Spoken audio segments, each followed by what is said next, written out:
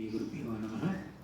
अभ्रमं मङ्गरहितम् अजडं विमलं सदा आनन्दतीर्थमतुलं भजेतापत्रयापहं इत्यासिद्धान्तबुद्ध्वान्त विध्वंसनशिक्षणः जतीर्थागतनिर्भासितां नो हृदम्बरे अर्तिकल्पतकल्पोऽयं प्रत्यत्यकृतकेसरी व्यासतीर्थगुरुभूयात् अस्मदिष्टार्थसिद्धये तपोविद्याविरक्त्यादि सद्गुणोगाकरानहं वादिराजगुरुवन्दे हेग्युताश्रयान् पूज्य राघवेन्द्राय सत्यधर्मरताय च भजतां कल्पवृक्षाय अनन्तां कामधेनवे दुर्वादिध्वान्तृवे वैष्णवेन्दीवरेन्दवे श्रीराघवेन्द्रगुरुवे नमो चिन्तयाळवे आपादमणिपर्यन्तं गुरूणामाख्यस्मरे तेन विघ्नाः प्रणश्यन्ति सिद्ध्यन्ति मनोरथाः ಹರಿ ಓಂ ಶ್ರೀ ಗುರುಭ್ಯೋ ನಮಃ.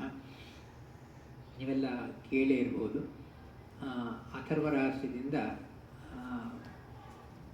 ಪೂಜಾ ರೂಪದಲ್ಲಿ ನಾರಾಯಣ ಹೃದಯ, ಲಕ್ಷ್ಮೀ ಹೃದಯ ಅಂತೇಳಿ ಅದು ಸಂಸ್ಕೃತದಲ್ಲಿರುವಂಥದ್ದು. ಅದನ್ನು ಸಂಪುಟಾಕಾರದಿಂದ ಲಕ್ಷ್ಮೀ ಹೃದಯವನ್ನು ಮೊದಲು ನಾರಾಯಣ ಹೃದಯ ಹೇಳಿಬಿಟ್ಟು ಆಮೇಲೆ ಲಕ್ಷ್ಮೀ ಹೃದಯ ಹೇಳಿಬಿಟ್ಟು ಮತ್ತು ನಾರಾಯಣ ಹೃದಯ ಹೇಳುವಂಥದ್ದು ಅದು ನಮಗೆ ಭಾಳ ಪ್ರಚಾರದಲ್ಲಿರುವಂಥದ್ದು. ಆದರೆ ಆ ಸಂಸ್ಕೃತದಲ್ಲಿ ಹೇಳಕ್ಕೆ ಕಷ್ಟವಾಗಿರುವಂಥದ್ದಾಗಿ ಕನ್ನಡದಲ್ಲಿ ಭಾಳ ಸುಲಭವಾಗಿ ಕನ್ನಡವನ್ನು ಹೇಳಬೇಕನ್ನುವ ಬಯಕೆ ಇರುವಂಥವರು, ಕನ್ನಡದಲ್ಲಿ ಹೇಳಬೇಕನ್ನುವ ಇಚ್ಛೆ ಇದ್ದರೆ ಅದಕ್ಕೆ ಅನುಕೂಲವಾಗಿರಬೇಕಂಥೇಳಿ ಗುರುಜಗನ್ನಾಥ ವಿಠಲ ಅಂಕಿತದಿಂದ ಹೇಳುವಂಥ ಆ ಎರಡು ಇದು ಶ್ರೀ ವೆಂಕಟೇಶ್ ಸ್ತವರಾಜ ಅಂಥೇಳಿ ನಾರಾಯಣ ಹೃದಯಕ್ಕೆ ಬದಲು ಶ್ರೀ ವೆಂಕಟೇಶ್ ಸ್ತವರಾಜ ಹೇಳ್ತಾರೆ. ಆಮೇಲೆ ಕನ್ನಡದಲ್ಲಿ ಲಕ್ಷ್ಮೀ ಹೃದಯ, ಇವೆರಡು ಕನ್ನಡದಲ್ಲಿರುವಂಥದ್ದು. ಲಕ್ಷ್ಮೀ ಹೃದಯ ಹೇಳಿ ಸಂಪುಟಾಕಾರದಿಂದ ಮತ್ತು ಶ್ರೀ ವೆಂಕಟೇಶ ಸ್ತವರಾಜವನ್ನು ಹೇಳುವಂತಹ ಒಂದು ಇದು ಪ್ರಚಾರದಲ್ಲಿ ಬರುವಂಥ ವಿಷಯ ಆಗಿದೆ. ಸೊ ಅದ್ರಲ್ಲಿ ಮೊದಲು ಈ ಹೃದಯ ಅನ್ನುವ ಇದರ ಎಲ್ಲರಲ್ಲಿ ಕೂಡ ಲಕ್ಷ್ಮೀ ಹೃದಯ ಅಂತ ಹೇಳ್ತಾರೆ. ಏನು ಹೃದಯ ಅಂತ ಹೇಳಿದರೆ ಒಂದರ್ಥ ಹಾರ್ಟ್ ಅಂತೇಳಿ, ಅಂದರೆ ನಮ್ಮ ಹೃದಯದಲ್ಲಿ ಅವರನ್ನು ಧ್ಯಾನ ಮಾಡ್ತಾ ಅವರ ಬಗ್ಗೆ ಕೀರ್ತನೆ ಮಾಡುವಂತಹದ್ದು ಅಂತ ಒಂದು ಅರ್ಥ ಪ್ರಸಿದ್ಧವಾಗಿರುವಂತಹ ಒಂದು ಅರ್ಥ ಇದೆ. ಇನ್ನೊಂದು ಹೃದಯ ಅಂತ ಹೇಳಿದರೆ ಆ ಶಬ್ದ ಬಿಡಿಸಿದರೆ ಹೃದಯಂ ಅಂತೇಳಿ, ಹೃದಯಂ ಅಂತ ಹೇಳಿದರೆ ಅಯಂ ಹೃತ್, ಇದು ಹರಿಸುವಂಥದ್ದು. ಏನನ್ನು ಹರಿಸುತ್ತೆ ಇದು ಅಂತ ಹೇಳಿದರೆ ನಮ್ಮ ಕಷ್ಟಗಳನ್ನು, ನಮ್ಮ ದುಃಖಗಳನ್ನು, ನಮ್ಮ ಸಂತಾಪಗಳನ್ನು ಹರಿಸಿ ಪಾಪ ಹಾರಿ, ಬೇಸಿಗೆ ಹೃತ್ ಅಂದರೆ ಹರಿಸುವಂಥದ್ದು. ಸೊ ಅಯಂ ಹೃತ್, ಇದು ನಮ್ಮ ಪಾಪಗಳನ್ನು, ಕಷ್ಟಗಳನ್ನು, ದುಃಖಗಳನ್ನು ಹರಿಸುತ್ತೆ, ಅಂದರೆ ದೂರ ಮಾಡುತ್ತೆ, ನಾಶ ಮಾಡುತ್ತೆ. ಆದ್ದರಿಂದ ಇದಕ್ಕೆ ಹೃದಯಂ ಅಂಥೇಳಿ ಹೆಸರು ಸಾರ್ಥಕವಾಗಿದೆ. ಸೊ ಈ ಲಕ್ಷ್ಮೀ ಹೃದಯ ಕನ್ನಡದಲ್ಲಿದ್ದರೂ ಕೂಡ ಈ ಅದರಲ್ಲಿ ಅಡಗಿರುವ ಭಾವಗಳೇನು ಅಂತ ಸ್ವಲ್ಪ ಮಟ್ಟಿಗೆ ಭಾಳ ದೊಡ್ಡದಾಗಿರುವಂಥದ್ದು. ಇವತ್ತು ಸ್ವಲ್ಪ ಎಷ್ಟು ಆದರೆ ಅಷ್ಟು ಇವತ್ತು ನೋಡಲಿಕ್ಕೆ ಪ್ರಯತ್ನ ಮಾಡೋಣ. ಸೊ ಈ ಸ್ತೋತ್ರದಲ್ಲಿ ಆ ಶಬ್ದಗಳನ್ನು, ಲಕ್ಷ್ಮಿಯನ್ನು ನಾವು ವೆಂಕಟೇಶ ಸ್ತವರಾಜವನ್ನು ಈಗ ಮಾಡ್ತಾ ಇಲ್ಲ, ಬಟ್ ಯಾವಾಗಾದರೂ ಇನ್ನೊಂದು ಸಾರಿ ಶ್ರೀ ವೆಂಕಟೇಶ ಸ್ತವರಾಜವನ್ನು ಕೂಡ ನಾವು ನೋಡೋಣ. ಬಟ್ ಈಗ ಸದ್ಯಕ್ಕೆ ಲಕ್ಷ್ಮೀ ಹೃದಯದಲ್ಲಿ ಆ ಭಾವಗಳನ್ನು, ಎಂಥ ಭಾವಗಳನ್ನು ಇಲ್ಲಿ ಹೇಳಿದ್ದಾರೆ, ಆ ಶಬ್ದಗಳಲ್ಲಿ ಏನಡಗಿದೆ ಅನ್ನೋದನ್ನು ಸ್ವಲ್ಪ ಮಟ್ಟಿಗೆ ನೋಡಲಿಕ್ಕೆ ಪ್ರಯತ್ನ ಮಾಡೋಣ. ಇದು ಹೀಗೆ ಶುರು ಆಗುತ್ತೆ. ಶ್ರೀ ಲಕ್ಷ್ಮೀ ಹೃದಯ ಅಂಥೇಳಿ, ಶ್ರೀ ಮನೋಹರೆ ಲಕ್ಷ್ಮಿ ತವ ಪದ ತಾಮರಸಯುಗ ಭಜಿಪೆ ನಿತ್ಯದಿ. ಇದು ಬಹಳ ಸರಳವಾಗಿ, ಏನು ಶಬ್ದಗಳಲ್ಲಿ ಅಷ್ಟು ಕಾಠಿಣ್ಯ ಇರೋದಿಲ್ಲ, ಆದರೆ ಏನಾದರೂ ಒಳಗೆ ಅಡಗಿರುವಂಥ ಭಾವ ಎಂಥದ್ದು ಅನ್ನೋದನ್ನು ನೋಡೋಣ. ಲಕ್ಷ್ಮೀದೇವಿಯನ್ನು ಸ್ತೋತ್ರ ಮಾಡುವಂಥದ್ದು. ಶ್ರೀ ಮನೋಹರೆ ಲಕ್ಷ್ಮಿ ತವ ಪದ ತಾಮರಸಯುಗ ಭಜಿಪೆ ನಿತ್ಯದಿ ಸೋಮಸೋದರಿ ಪರಮ ಮಂಗಳೆ ತಪ್ತ ಕಾಂಚನಳೆ ಸೋಮಸೂರ್ಯ ಸುತೇಜ ರೂಪಳೆ ಹೇಮಸನ್ನಿಭ ಪೀತ ವಸನಳೆ ಚಾಮಿಕರಮಯ ಸರ್ವಭೂಷಣ ಜಾಲಮಂಡಿತಳೆ ಅಂತೆ ಮೊದಲನೇ ಪದ. ಇದು ಶ್ರೀ ಮನೋಹರೆ, ಲಕ್ಷ್ಮೀದೇವಿ ಶ್ರೀ ರೂಪಳು, ಶ್ರೀ ಭೂದುರ್ಗಾ ಮೂರು ರೂಪದಲ್ಲಿರುವಂತಹ ಲಕ್ಷ್ಮೀದೇವಿ ಶ್ರೀ ರೂಪದಿಂದ ಸತ್ವಗುಣ ಅಭಿಮಾನಿಯಾಗಿದ್ದಾಳೆ, ಭೂರೂಪದಿಂದ ರಜೋಗುಣ ಅಭಿಮಾನಿ ನಿಯಾಮಕಳು, ಅದೇ ವಿಧವಾಗಿ ದುರ್ಗಾ ರೂಪದಿಂದ ತಮೋಗುಣವನ್ನು ನಿಯಮನ ಮಾಡ್ತಾಳೆ. ಪ್ರಪಂಚದಲ್ಲಿರುವ ಸಮಸ್ತ ವಸ್ತುಗಳು ಕೂಡ ಈ ಮೂರು ಗುಣಗಳಿಂದ ಮಾಡಲ್ಪಟ್ಟದ್ದು. ಯಾವುದೇ ಒಂದು ತಗೊಳ್ಳಿ, ಅಂದರೆ ಮಹತ್ತತ್ವವನ್ನು ಹಿಡ್ಕೊಂಡು ನಮ್ಮ ಪಂಚಭೂತಾತ್ಮಕ ದೇಹದವರೆಗೂ ಕೂಡ ಸಮಸ್ತ ಸ್ಥೂಲ ಸೂಕ್ಷ್ಮ ವಸ್ತುಗಳೆಲ್ಲವೂ ಕೂಡ ಯಾವುದು ಪ್ರಾಕೃತಿಕವಾದ ವಸ್ತುಗಳಿವೋ ಅವು ಎಲ್ಲವೂ ಕೂಡ ಸತ್ವರಜಸ್ತಮೋ ಗುಣಗಳಿಂದ ನಿರ್ಮಿತವಾಗಿದೆ. ಆದ್ದರಿಂದ ಎಲ್ಲವೂ ಕೂಡ ಸತ್ವರಜಸ್ತಮೋ ಗುಣಗಳ ಒಂದು ನಿರ್ಮಾಣ, ಅದರ ಒಂದು ಸ್ಟ್ರಕ್ಚರಿಂದ ಆಗಿರುವಂಥದ್ದು. ಆದ್ದರಿಂದ ಸಮಸ್ತ ಪ್ರಕೃತಿಯು ಕೂಡ ಅದು ಲಕ್ಷ್ಮಿಯ ಒಂದು ಅಡೆತೆಯಲ್ಲಿರುವಂತಹದ್ದು. ಅದರ ಒಡೆಯಳಾಗಿ ಲಕ್ಷ್ಮೀದೇವಿ ಇದ್ದಾಳೆ. ಅದಕ್ಕೆ ಲಕ್ಷ್ಮಿಯನ್ನು ಚೇತನ ಪ್ರಕೃತಿ ಅಂತ ಕರೀತಾರೆ. ಎಲ್ಲವೂ ಕೂಡ ಮಿಕ್ಕದ್ದೆಲ್ಲ ಜಡ ಪ್ರಕೃತಿಯಾಗಿದೆ. ಸೊ ಜಡ ಪ್ರಕೃತಿಯನ್ನು ನಿಯಮನ ಮಾಡುವವಳಾದ್ದರಿಂದ ಲಕ್ಷ್ಮೀದೇವಿಗೆ ಆ ಹೆಸರೇ ಪ್ರಕೃತಿ. ಪ್ರಕೃತಿ ಅಂದರೆ ಪ್ರಕರ್ಷೇನ ಕರೋತಿ, ಪ್ರಕೃತಿ ಎಲ್ಲವನ್ನು ಚೆನ್ನಾಗಿ ಮಾಡುವವಳು. ಆದ್ದರಿಂದ ಪ್ರಕೃತಿ. ನಮಗೆ ಜಡ ಪ್ರಕೃತಿಯು ಪ್ರಕೃತಿ. ಅದಕ್ಕೆ ಯಾಕೆ ಪ್ರಕೃತಿ ಅಂದರೆ ನಮ್ಮ ಜಡ ವಸ್ತುಗಳೆಲ್ಲ ಪ್ರಕೃತಿ ನಿರ್ಮಿತವಾದ್ದರಿಂದ, ಅಂದರೆ ಪ್ರಕರ್ಷವಾಗಿ ಮಾಡಲ್ಪಟ್ಟಿದೆ. ಆ ಜಡ ಪ್ರಕೃತಿಯನ್ನು ನಿಯಮನ ಮಾಡುವ ಚೇತನ ಪ್ರಕೃತಿ ಲಕ್ಷ್ಮೀದೇವಿ. ಆದ್ದರಿಂದ ಲಕ್ಷ್ಮೀದೇವಿ ರಜಸ್ತಮೋ ಗುಣಗಳ, ಸತ್ವರಜಸ್ತಮೋ ಗುಣಗಳಿಗೆ ಅಭಿಮಾನಿಯಾಗಿದ್ದಾಳೆ. ಅಂತಹ ಅಭಿಮಾನಿಯಾಗಿರುವಂತಹ ಲಕ್ಷ್ಮೀದೇವಿ ಆ ಶ್ರೀ ರೂಪದಿಂದ ಸತ್ವಗುಣ ಅಭಿಮಾನಿಯಾಗಿದ್ದಾಳೆ. ಆದ್ದರಿಂದ ಶ್ರೀ ಮನೋಹರೆ. ಸೊ ಸತ್ವಗುಣ ನಮಗೆ ಪ್ರಧಾನವಾದದ್ದು. ಸತ್ವರಜಸ್ತಮೋ ಗುಣಗಳಲ್ಲಿ ಸಾತ್ವಿಕರವರು ಸಾತ್ವಿಕರಿ, ಒಳ್ಳೆಯವರು ಅಂತೇಳಿ ಸಾತ್ವಿಕ ಸತ್ವಗುಣ ನಮಗೆ ಎಲ್ಲದಕ್ಕಿಂತ ಬಹಳ ಬೇಕಾಗಿರುವಂಥದ್ದು. ಆ ಮಾರ್ಗದಲ್ಲಿ ಹೋಗಲಿಕ್ಕೆ ಪ್ರಯತ್ನ ಮಾಡ್ತೀವಿ. ಆದ್ದರಿಂದ ಸತ್ವಗುಣ ಆ ಪ್ರಾಮುಖ್ಯತೆ, ಅದಕ್ಕೆ ಶ್ರೀ ಅನ್ನುವ ಶಬ್ದವೇ ಮಂಗಳಕರವ. ಯಾವಾಗಾದರೂ ಶ್ರೀ ಅಂತ ಹೇಳಿದರೆ ಮಂಗಳವನ್ನು, ಅದಕ್ಕೆ ಇದು ಶುರುವಾಗುವುದು ಶ್ರೀಕಾರದಿಂದ, ಅಂದರೆ ಇದು ಮಂಗಳಕರವಾದದ್ದು ಅನ್ನುವ ಒಂದು ಅರ್ಥದ್ಯೋತಕ ಇದೆ. ಅಷ್ಟೇ ಅಲ್ಲದೆ ಸತ್ವಗುಣ ಅಭಿಮಾನಿಯಾಗಿ ಲಕ್ಷ್ಮೀದೇವಿ ಮನೋಹರೆ, ನಮ್ಮ ಮನಸ್ಸನ್ನು ಹರಿಸುವಂಥವಳು. ಮನೋಹರೆ, ಮನಸ್ಸಿನಲ್ಲಿ ನಿಂತು ಆ ಭಗವಂತ ಯಾರಿದ್ದಾನಂದರೆ ನಮ್ಮ ಮನಸ್ಸಿನಲ್ಲಿ ನಿಂತು ನಮ್ಮ ಕಷ್ಟಗಳನ್ನು ಹೃದಯಮಲ್ವ, ಅದಕ್ಕಿಂತ ಹೃದಯ, ಆ ಹೃತ್ ಶಬ್ದ ಹರಿಸುವ ಶಬ್ದ.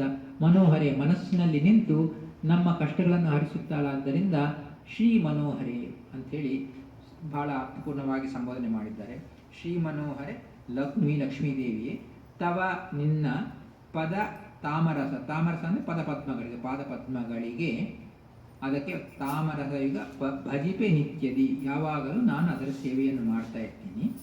ಸೋಮ ಸೋದರಿ ಪರಮ ಮಂಗಳೆ ತಪ್ತ ಕಾಂಚನಲೆ, ಇದು ಸೋಮ ಸೋದರಿ ಅಂತ ಕರೆಯುವುದಕ್ಕೆ ಕಾರಣ ಗೊತ್ತಾಗಿರ್ಬೋದು. ಲಕ್ಷ್ಮೀದೇವಿ ಸಮುದ್ರ ಮಥನ ಕಾಲದಲ್ಲಿ ಉದ್ಭವಿಸಿದಳು ಅಂಥೇಳಿ. ಆದ್ದರಿಂದ ಚಂದ್ರನು ಕೂಡ ಸಮುದ್ರ ಮಥನದಲ್ಲಿ ಉದ್ಭವಿಸಿದ ಅಂಥೇಳಿ. ಆದರೆ ಆವಾಗ ನಮಗೊಂದು ಸಂದೇಹ ಬರುತ್ತೆ, ಲಕ್ಷ್ಮೀದೇವಿ ಹಾಗೆ ಸೋಮ ಸೋದರಿ ಅಂತ ಹೇಳಿದರೆ ಚಂದ್ರನ ಸಹೋದರಿಯಾಗಿ ಉದ್ಭವಿಸಿದ್ದಾಳೆ ಅಂತ ಹೇಳಿದರೆ, ಅದಕ್ಕೆ ಮುಂಚೆ ಮತ್ತೆ ಲಕ್ಷ್ಮೀದೇವಿ, ನಾವು ಲಕ್ಷ್ಮೀದೇವಿ ಅಂದರೆ ನಿತ್ಯಳು, ಯಾವಾಗಲೂ ನಿತ್ಯ ಅವಿಯೋಗಿನಿ, ನಿತ್ಯ ಮುಕ್ತಳು ಅಂತ ಹೇಳ್ತೀವಲ್ವ. ಮತ್ತು ಸಮುದ್ರ ಮಥನ ಕಾಲದಲ್ಲಿ ಲಕ್ಷ್ಮೀದೇವಿ ಉದ್ಭವಿಸಿ ನಾರಾಯಣನ ಮದುವೆ ಆಗ್ತಾಳೆ. ಸೊ ಅದಕ್ಕೆ ಮುಂಚೆ ಮತ್ತೆ ಅವರಿಬ್ಬರು ಒಟ್ಟಿಗೆ ಇದ್ದಿಲ್ಲವಾ ಅಂತ ನಮಗೆ ಸಂಶಯ ಬರುತ್ತೆ.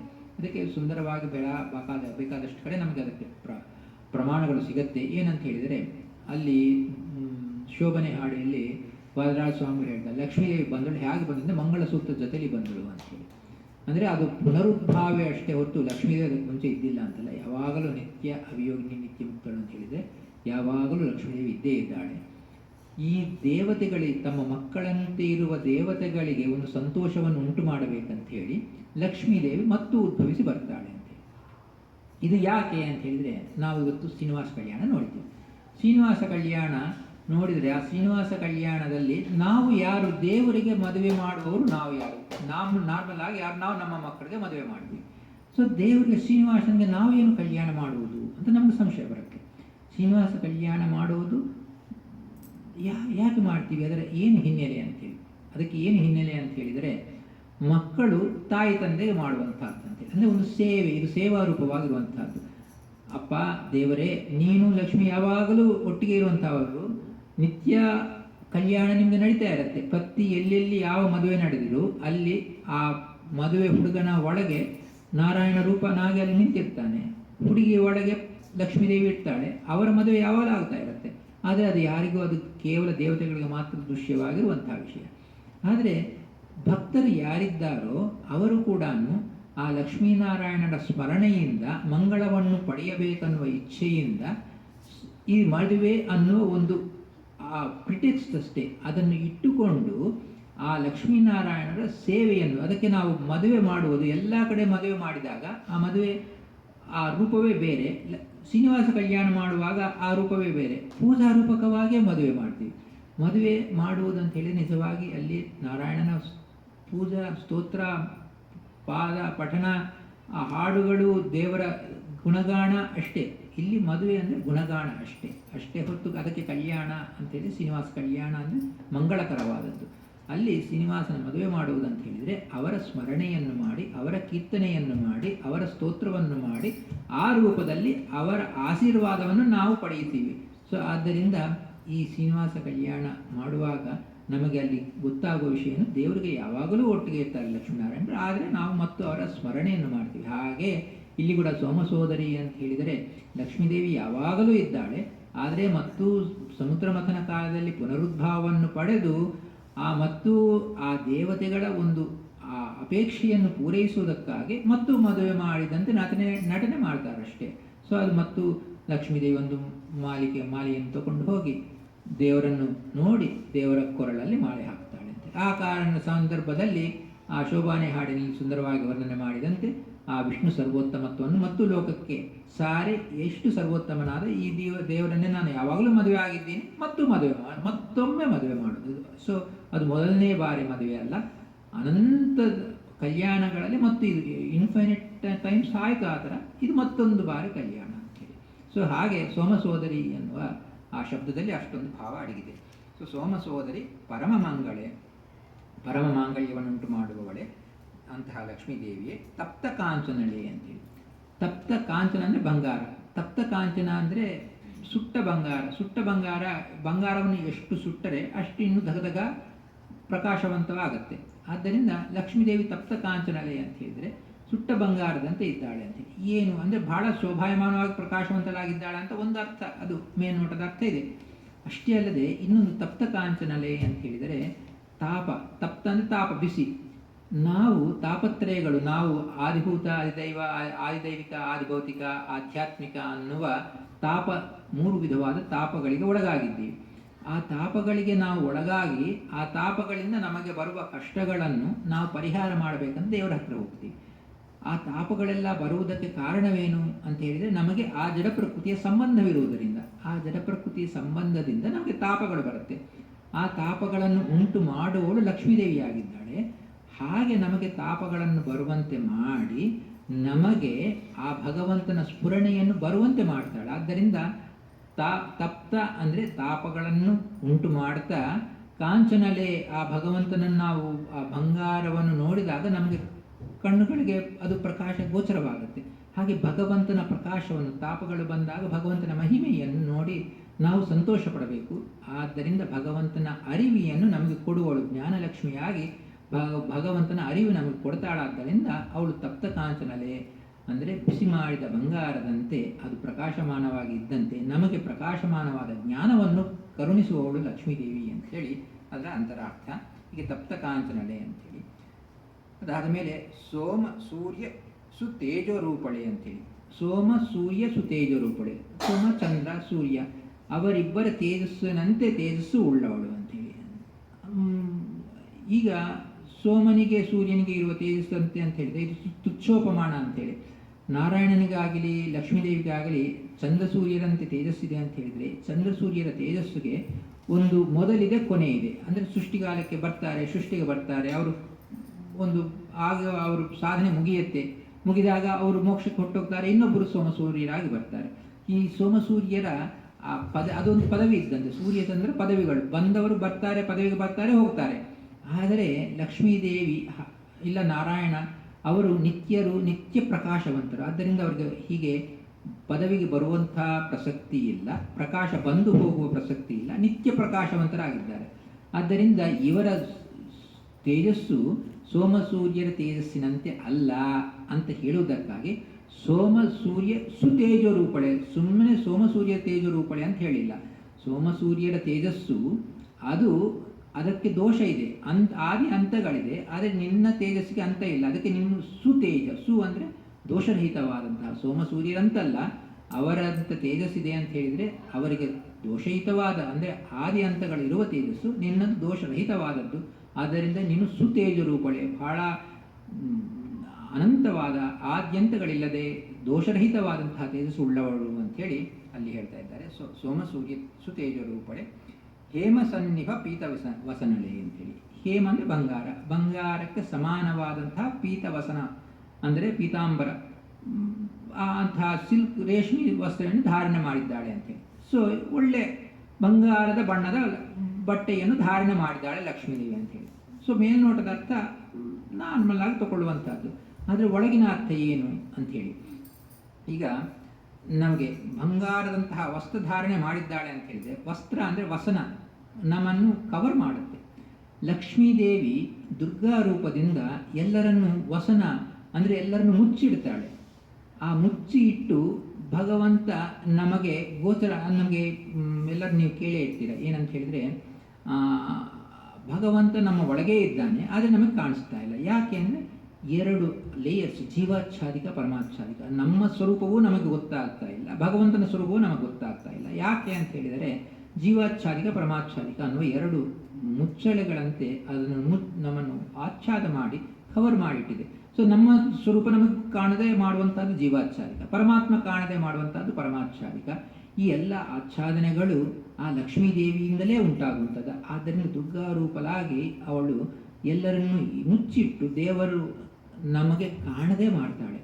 ಆದರೆ ಈ ಲಕ್ಷ್ಮೀ ವಸನಳು ಎಂಥವಳು ಅಂತ ಹೇಳಿದರೆ, ಈ ನಮ್ಮೆಲ್ಲರನ್ನು ಮುಚ್ಚಿದರೂ ಕೂಡ ಅದು ಭಗವಂತನನ್ನು ಅಫೆಕ್ಟ್ ಮಾಡೋದಿಲ್ಲ. ಭಗವಂತನನ್ನು ಕೂಡ ಮುಚ್ಚುತ್ತಾಳೆ ಅಂತ ಹೇಳಿದರೆ, ಭಗವಂತನನ್ನು ಮುಚ್ಚೋದು ನಾವು ನೋಡದೇ ಇರುವಂತೆ ಮುಚ್ಚುತ್ತಾಳೆ. ಆದರೆ ಭಗವಂತನಿಗೆ ಲಕ್ಷ್ಮೀ ದೇವಿಯ ಒಂದು ಪ್ರಭಾವ ಅಂದರೆ ಭಗವಂತನನ್ನು ಲಕ್ಷ್ಮಿ ಮುಚ್ಚುವುದು, ಭಗವಂತನನ್ನು ಶಕ್ತಿಯನ್ನು ಮುಚ್ಚುವುದಕ್ಕ ಅವನ ಶಕ್ತಿ ಮಾತ್ರ ಲಕ್ಷ್ಮಿಯನ್ನು ಮೀರಿ ನಿಂತಿರುವಂಥ. ಅಂದರೆ ಯಾಕೆಂದರೆ ಸ್ವತಂತ್ರ ಲಕ್ಷ್ಮೀದೇವಿ ಪರಮಾತ್ಮನ ಆಜ್ಞೆಯಂತೆ ಎಲ್ಲವನ್ನು ಮಾಡ್ತಾಳೆ. ಆದ್ದರಿಂದ ಲಕ್ಷ್ಮೀದೇವಿ ಭಗವಂತನನ್ನು ನಾವು ನೋಡದೇ ಇರುವಂತೆ ಮುಚ್ಚುತ್ತಾಳಷ್ಟೇ ಹೊರತು ಭಗವಂತ ಮಾತ್ರ ಎಲ್ಲವನ್ನು, ಅದಕ್ಕೆ ಭಗವದ್ಗೀತೆಯಲ್ಲೊಂದು ಕಡೆ ಬರುತ್ತೆ, ನಾನು ಎಲ್ಲರನ್ನು ತಿಳಿದಿದ್ದೀನಿ ಆದರೆ ಯಾರು ನನ್ನನ್ನು ತಿಳಿತಾ ಇಲ್ಲ. ಯಾಕಂದರೆ ಲಕ್ಷ್ಮೀದೇವಿ ನನ್ನ ಆಜ್ಞೆಯಂತೆ ಅವರನ್ನೆಲ್ಲರನ್ನು ಮುಚ್ಚಿಟ್ಟಿದ್ದಾಳೆ. ನನ್ನನ್ನು ಮುಚ್ಚಿದ್ದಾಳೆ ಯಾಕಂದರೆ ಅವರು ನನ್ನನ್ನು ನೋಡದೇ ಇರುವಂತೆ ಮುಚ್ಚಿದ್ದಾಳೆ. ಸೊ ಹೀಗೆ ನನ್ನ ಆಜ್ಞೆಯಂತೆ ಲಕ್ಷ್ಮೀದೇವಿ ವರ್ತಿಸುತ್ತಾ ಇದ್ದಾಳೆ ಅಂಥೇಳಿ ಈ ಲಕ್ಷ್ಮೀದೇವಿಯ ವಸನ ರೂಪವಾದ, ಅಂದರೆ ಬಟ್ಟೆಯಂತೆ, ವಸನ ಅಂದರೆ ಮುಚ್ಚುವುದು, ಹೀಗೆ ಮುಚ್ಚಳೆಯಂತೆ ಲಕ್ಷ್ಮೀದೇವಿ ಮಾಡುವಂತಹ ಕಾರ್ಯಗಳನ್ನು ಅದು ಹೇಳುತ್ತೆ. ಇದನ್ನು ಹೇಳಿದ್ದಾರೆ. ಅಂದರೆ ಹೀಗೆ ಬಂಗಾರದಂತಹ ಪ್ರಕಾಶಮಾನವಾದ ವಸ್ತ್ರದಂತೆ ಇದ್ದಾಳೆ ಲಕ್ಷ್ಮೀದೇವಿ ಅಂತ ಹೇಳಿದರೆ, ಬಂಗಾರದಂತೆ ನಮಗೆ ಬಂಗಾರ ಕಣ್ಣಿಗೆ ಚೆಲ್ಲತ್ತೆ, ಏನು ಕಾಣಿಸದೆ ಮಾಡುತ್ತೆ ಅಂತೇಳಿ. ಹಾಗೆ ನಮಗೆ ಲೋಕದಲ್ಲಿ ನಮಗೆ ಅಟ್ಯಾಚ್ಮೆಂಟ್ ಫಾರ್ ಮೆಟೀರಿಯಲಿಸ್ಟಿಕ್ ಥಿಂಗ್ ಅದು ಬರುವಂತೆ ಮಾಡಿ ಆ ಬಂಗಾರದ ಬಟ್ಟೆ, ಬಂಗಾರದ ಮುಚ್ಚಳ ಇದ್ದಂತೆ ನಮ್ಮನ್ನು ಮುಚ್ಚಿಬಿಟ್ಟಿದ್ದಾಳೆ ಲಕ್ಷ್ಮೀದೇವಿ.